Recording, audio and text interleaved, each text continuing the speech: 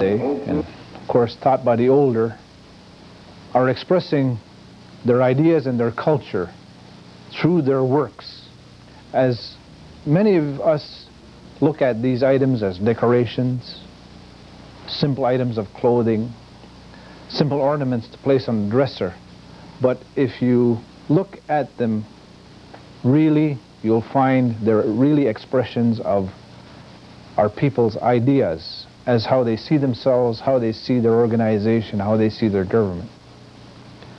And I'll start up by explaining to you the difference between Indian groups. Now, many of you are familiar with the Indian as represented with a headpiece such as this here. This is a headpiece with many feathers. You've seen it on movies, on TV. It is actually a headpiece worn just recently by the Indians of the West. And it was not necessarily a chief who wore it, but the feathers were gained in the same way as modern-day soldiers obtain ribbons and medals. In other words, a person who did many things or something good was given an eagle feather. And if he did many things, he had many eagle feathers. And really in the past, they did not wear these as often as they do nowadays. And it has become a headdress that is worn and accepted by many Indian people across Canada and the United States. The Indian people of this area, the Iroquois people, have headdresses similar to this. Now this is a Cayuga headdress. It has one feather. When I wear my feathers as a Mohawk, I have 3 feathers on the top. Basically, the feather was an eagle feather because the eagle symbolized overall protection.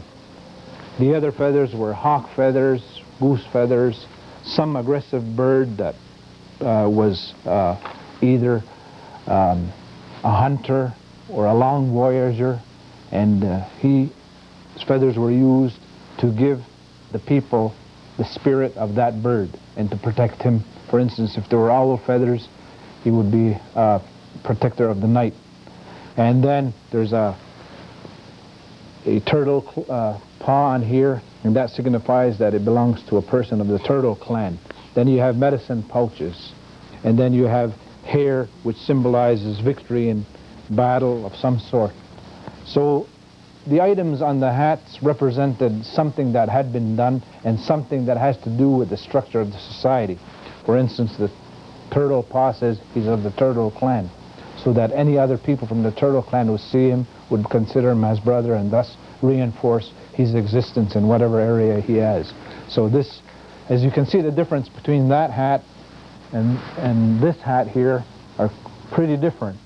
And maybe it makes you wonder, because the Plains Indians lived in vast plains, they didn't have to worry about being caught in branches, so they had headdresses that were wide in comportment. And then the Iroquois people who live in the woods had to wear hats that were narrow so that they could pass between the trees and so forth. Maybe that was the reason why they were like that. And I think it's a pretty good reason. Another hat I'd show you is the Huron hat, which was simple and had no feathers at the top, but had was made up of pheasant and partridge feathers. Then we go on to the expression of the use of moccasins. You have the small type of moccasins, which was made from smoke, tan moose hide. In other words, the moose was caught, the skin was scraped. You know, a hide is, just before I go on, a lot of people think leather is a brown tan color, but originally it is a white color, similar to this jacket here. And the color had been gotten originally because it was placed over the fire, smoky fire, to cure it and sort of cook it, and it became dark brown. So nowadays people think leather is normally that color. But if you'll find that if you take the fur off an animal or the hair off an animal, you'll find that it's white. So And these moccasins were made to protect the feet. And maybe you have heard the reason why moccasins are decorated is because there was a legend which stated that there were two warriors that were watching another nation that they feared attack from, and the warrior saw that this other nation was getting ready to attack his nation, so he started running back, and 3/4 of the way he fell down, got tired, and then when he went to get up, he couldn't get up. His feet hurt him so much, so he made a prayer to his feet. He says, "Please help me get back. I have to warn my people." And the feet answered him and said, "Why should we help you? You never take care of us. We're always dirty. We're always unprotected. We get cut in the stones. We get torn by the branches." The warrior said, "If I get back, you're going to be the most beautiful thing on me and part of my body. I'm going to decorate you, and then all the people will look at me when I walk, and you'll be the first one they'll notice." So it goes without saying, the warrior got back, notified his people, and he made shoes or moccasins well decorated. That's why you see Indian people with decorated moccasins. Most of the people, Indian people, follow the bird existence. That's why you see the male Indian dressed in plumes, feathers, decorated like a bird.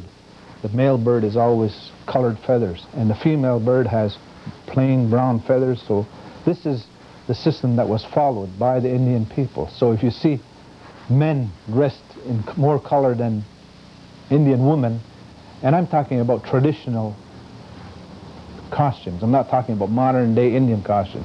They were made that way. The men was plumed, and the women had a plain costume. That was because in their dress they followed, in their ceremony they followed the bird existence. So you had those small moccasins which normally the people wore to protect their feet, and then they were also made out of corn husk, as I said before, and some moccasins were made out of roots, woven roots. So as you can see, we did dress up, and if you read in some of the investigative journals, you'll find that it was the native people of North America who were the first to start cutting their clothes with sleeves and legs for protection in winter. And they weren't just putting skins over their bodies to protect themselves. And this is new evidence that I like to believe is accurate, is that native people, because if they left their clothes open, they would become pretty cold in the winter months. And then when winter came, they had a pair of moccasins like this.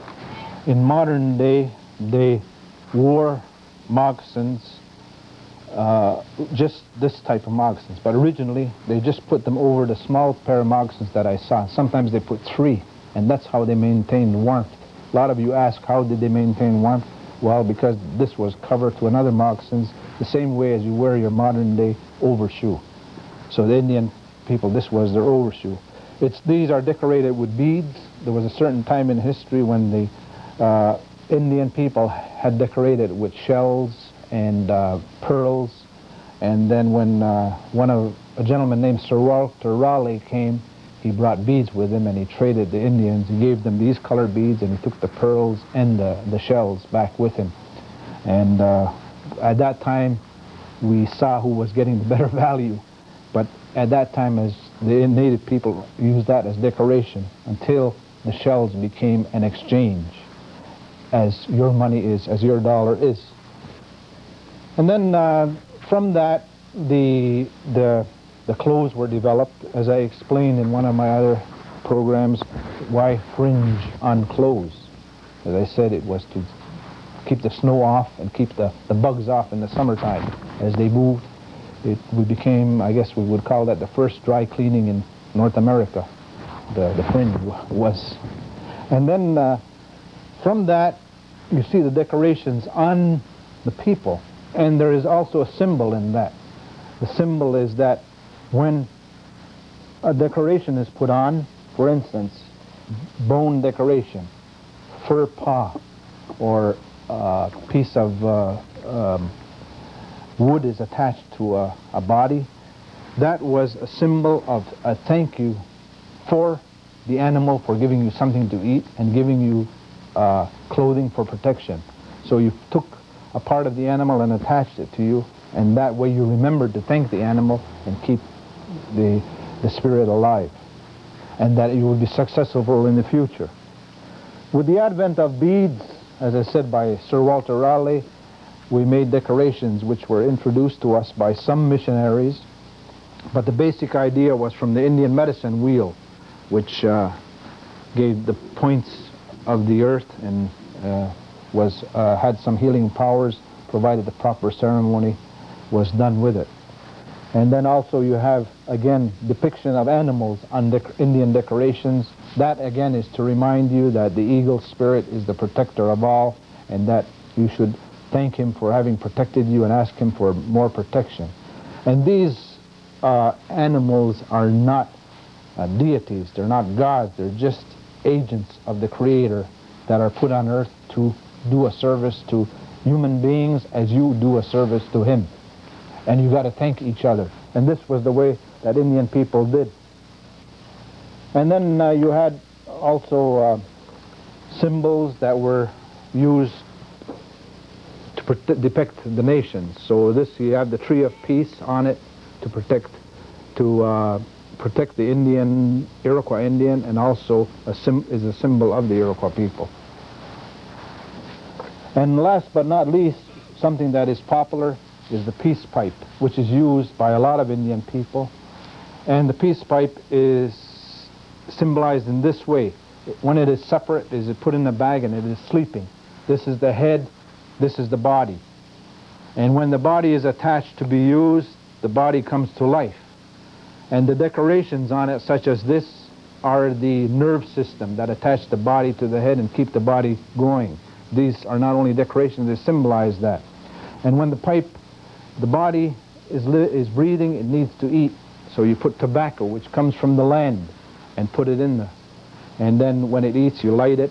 And in so doing, the smoke that rises not only represents whole nature and the forces of nature, but it also is smoke rises always up to the Creator, and thus brings the message to the Creator, and thanks the Creator, and reinforces our words amongst each other because it brings it up to the Creator.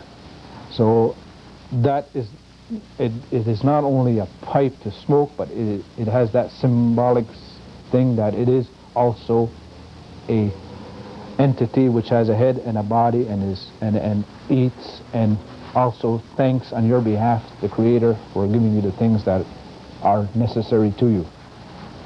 And then of course we have the staples, which just one item which the Indian people developed was the corn. A lot of people, when I showed them that, they asked me, they said, did you stain that? No, there were about, I don't know, maybe over 30 hybrids of corn that were developed by the native people in the past. And they were the first one to use it and the first one to market it, as they did develop many other items such as the potato, tomato, tobacco, cocoa, rubber, and of course a good system of government. So these are some of the items we'll be talking about in the past. What I've talked about in the past we'll be talking about in the future. In future programs we'll be touching on each individual aspect of Indian paintings, art, Indian sculptors, Indian clothing, and so forth.